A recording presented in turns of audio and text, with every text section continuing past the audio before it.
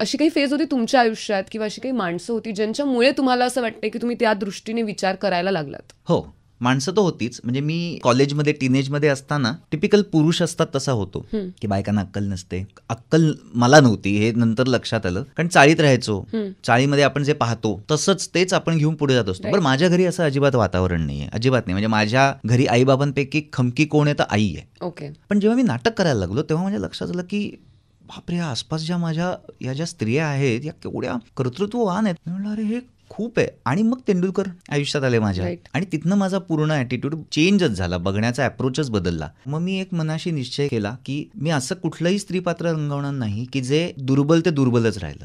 एक तर ते अशा पॉवरफुल होतील नाही तर त्यांना ती पॉवर मिळेल. आपलं उगाच एक किंवा एक आयटम सॉन्ग ठेवलं कधीच करणार नाही. हे तिथनं तयार झालं. एकूण आसपासच्या बायका बघून, तेंडुलकरांचं वाचून करून आणि अक्कल आली मला.